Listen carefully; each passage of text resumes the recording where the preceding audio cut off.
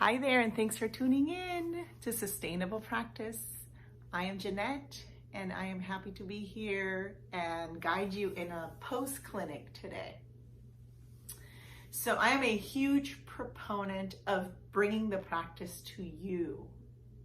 Back when I started practicing yoga, I felt like it was so unattainable for me that I didn't really like it at the beginning because I felt from a pose perspective, I could not do much. So I think that the study of the practice and learning that it is a practice allowed me to begin to fall in love with the practice, and I try to teach like that. So I try to teach in a very practical way so that you feel like you can meet yourself where you are on the mat on the day you step on the mat. It never has to be perfect, and it never has to look exactly like whoever's leading the class, whatever they look like, and it never has to look like or feel like it felt the day before for you, because every day is different for us. So what I will offer you in the next few days, because I will release this sequence of poses in a few days, because I want you to break it down, or I want to break it down for you. I feel like if I give you nuggets, then they're chewable, and then at the end, you're able to have the big feast. Okay, here's the breakdown of the clinic for you. 3 days. Day 1, the pose is crow. Okay? In order to get to crow, I will teach you how to prep for crow, because it's okay if you never get crow, but I will teach you how to get the tools so that you can prep, so that perhaps eventually you get to crow. The goal will be to maybe get to crow, but the main goal is to have that opportunity to prep for crow. And I'll tell you why in a moment. The second day, I will teach you how to headstand or prep for your headstand in a tripod manner. Okay, same thing. You may never get to the headstand, but I will teach you how to prep for it so that perhaps with the practice, you will get to headstand. Okay, the third day, I will teach you how to low plank or chaturanga. So a strong low plank pose. And again, I will teach you the prep version of low plank, and I will teach you the plank. The last day, I will teach you to marry those 3 poses together in a fun way. Okay? I will teach you how to marry a crow or crow prep to a headstand prep or a headstand to possibly, if you're able to master the headstand to low plank. Okay? Why am I teaching you these things? Crow is a phenomenally strong pose. It strengthens your shoulders, your neck, your arms, your core or mid-region, meaning mid-region, back body, front body. It's an amazing strong pose that you can do and get stronger without going to the gym and doing weights. Okay, you master it using your own body weight. Same thing with headstand, if it's not contraindicated for you, obviously, right? Same thing with low plank. One of the reasons is the benefit of getting stronger. The second reason is being able to infuse it into your practice, therefore making your practice sustainable. Because part of making your practice sustainable is you having enough fun when you go practice, whether it's at home or whether you're doing it online or you're going to a studio or a place where you practice and get led. to want to come back the next day. And what makes you want to come back today? When the practice is kind of fun. It has an aspect of therapy and healing, but also a practice of fun and enjoyment. It's like anything. If you have something that's fun or something that tastes good, you might want to taste it again the next day or have fun with it again the next day. All right, so here we go. Let's begin with day one.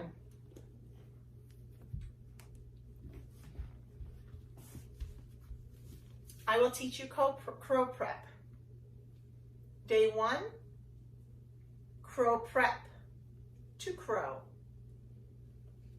So I personally like to use blocks to teach you crow prep to crow. Okay? I like teaching with blocks because I myself, when I started, was a little apprehensive or scared that I was going to face plant and break my nose. And also because I myself, I am not a very flexible body. I am not very pliable. Okay, so I have to bring sometimes the floor up to me. By bringing blocks to your practice, you bring the floor up to you. It gives you an opportunity to really dive in and have accessibility to other aspects of poses because you're not struggling to get the shape. Then eventually, as you grow in your practice, you can put the blocks off to the side and you don't need to use them. But props are, in my opinion, assisters, okay? So for crow prep, and I'll show you sideways, I will use one block as my perch. If you don't have a block and you have a strong, firm cushion or pillow, you can try to use that. And I like to use my second block as my landing gear in case I'm going to face plant. So you can do it with a block or you can do it with a pillow or bolster. So we're going to use the first block as a perch.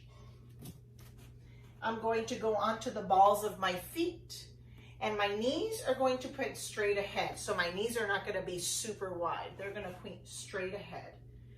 And I'm going to start basic. I'm going to start by bringing my finger pads down. Okay? So then I get a little feel of what what is going on here. I take a little personal inventory of my body today, which might be different than my body yesterday.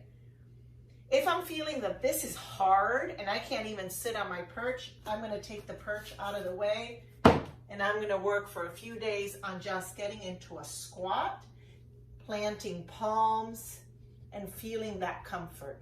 Okay? If that's not the case and you're able to use your block, then your block is your perch, your knees point straight up, and you're going to think of putting your knees and aligning them as high up on your armpit as possible so that it almost feels like your knee and your armpit are like a ball and socket. A ball and socket. Okay? So I'm bringing my palms down. I immediately squeeze my fingertips onto the mat so that I can protect my wrists. Okay?